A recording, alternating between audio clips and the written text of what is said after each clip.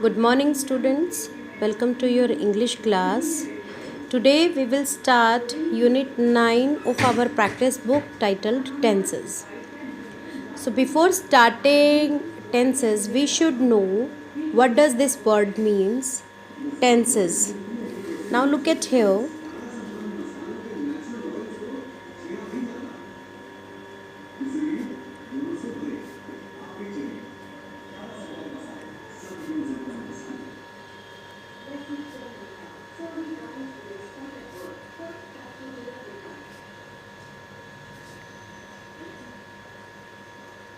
Yes, in these sentences, as you can see that every sentence, every phrase that is given here has some meaning.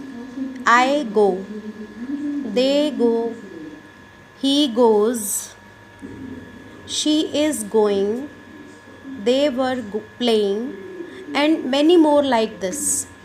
So, in these sentences, have you noticed something? That every time I have written a verb that is written in a different form. Some helping verbs are used, or the verb is written in different form.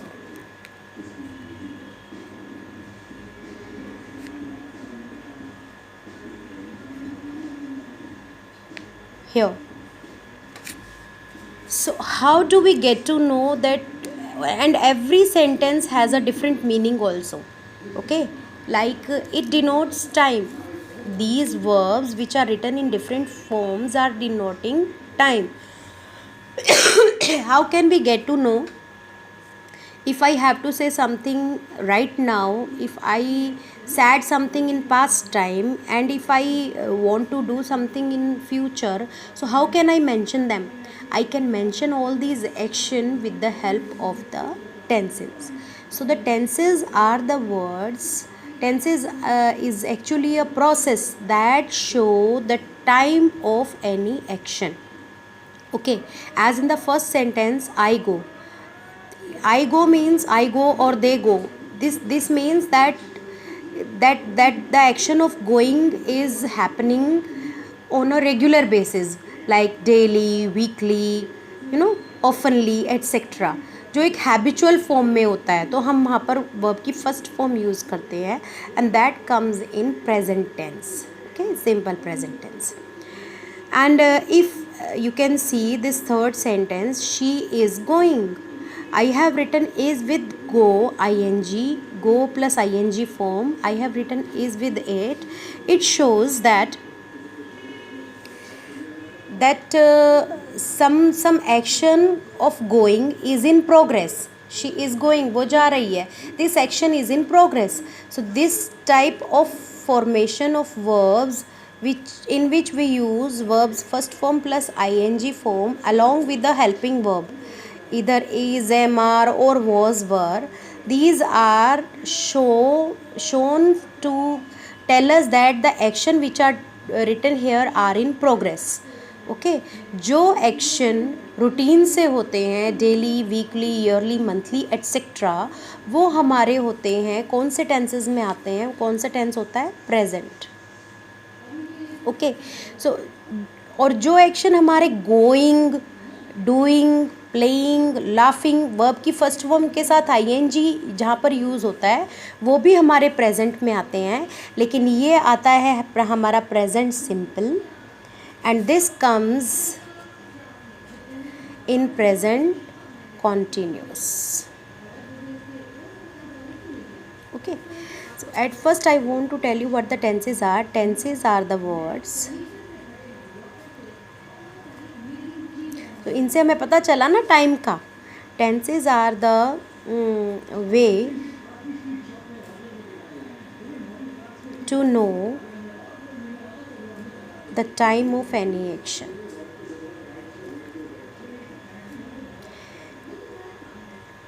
जिस वे से, जिन verbs की formation से, indication से हमें ये पता चल जाए कि एक्शन का क्या टाइम है, उन फॉर्मेशंस को हम क्या बोलते हैं? टेंसेस बोलते हैं. अब टेंसेस बेसिकली 3 टाइप के होते हैं: प्रेजेंट,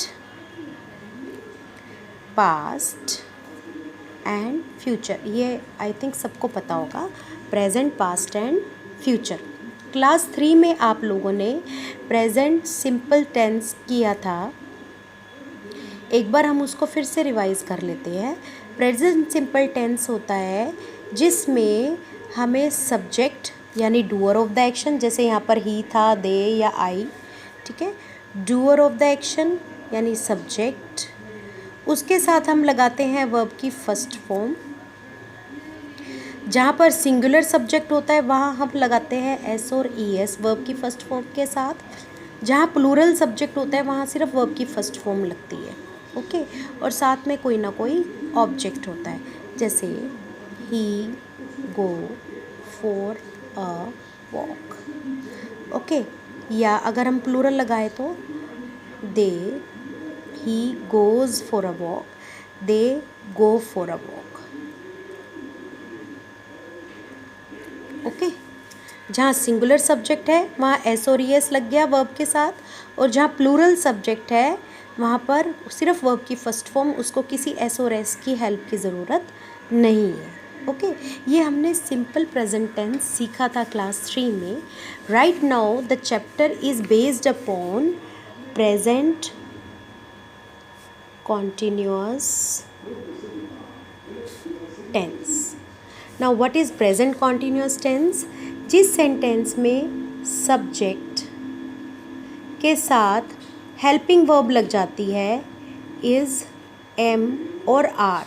यहाँ पे कोई हेल्पिंग वर्ब नहीं लगी थी, आप देख रहे हो सब्जेक्ट के बाद सीधा वर्ब है ना, लेकिन यहाँ पर एक हेल्पिंग वर्ब लग जाती है is, am, are, okay.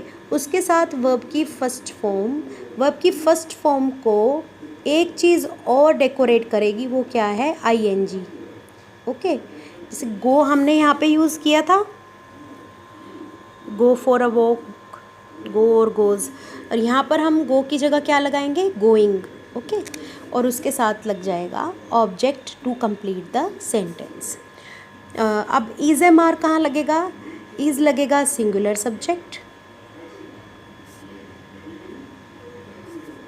Singular subject कौन से होंगे? ही, शी, इट, एनी नेम, ठीक है। ही, शी, इट और एनी नेम के साथ हम क्या लगाएंगे? कौन सा हेल्पिंग वर्ब लगाएंगे? इज़। एम कहाँ लगेगा? आई के साथ, जहाँ आई लिखेंगे वहाँ पे एम लगेगा, ठीक है। नेक्स्ट है आर। आर कहाँ लगेगा? जहाँ पर प्लूरल वर्ब होगी, प्लूरल सब्जेक्ट होगा। Plural subject means they, we, you, and यहाँ पे अगर नेम्स भी हैं तो वो दो एक साथ हो, जैसे राम एंड श्याम, समझ गए आप? नेम्स भी हो सकते हैं लेकिन वो सिंगुलर नहीं, प्लूरल फॉर्म में होंगे, एक साथ हो। अगर हम डिनोट करेंगे सब्जेक्ट में इकट्ठे इनको लेंगे तो उसको हम कहेंगे प्लूरल सब्जेक्ट, और उसके साथ हम कौन सा हेल्पिंग वर्ब लगाएंगे? आर। सो एग्जाम्पल करके देखते हैं। सपोज़ मैंने सिंगुलर सब्जेक्ट लिया ही या राम, ठीक है, या अगर मैं सीता लूँगी तो शी आ जाएगा, ठीक है ना। सो इसके साथ हमने हेल्पिंग वर्ब लगा दिया इज़, एंड मैं लिख रही हूँ यहाँ पर राइट। सो राइट के साथ आई एन जी लगाया तो क्या बन गया? Writing a letter, okay. She is, suppose मैंने नया वर्ब ले लिया डांस, तो dancing on a patriotic song, okay. Clear हुआ? तो ऐसे ही हमारे जो अब हम एक्टिविटीज़ करेंगे बेस्ड ऑन दिस टेंस है। आई के साथ हम क्या लगा देंगे? I am eating my lunch.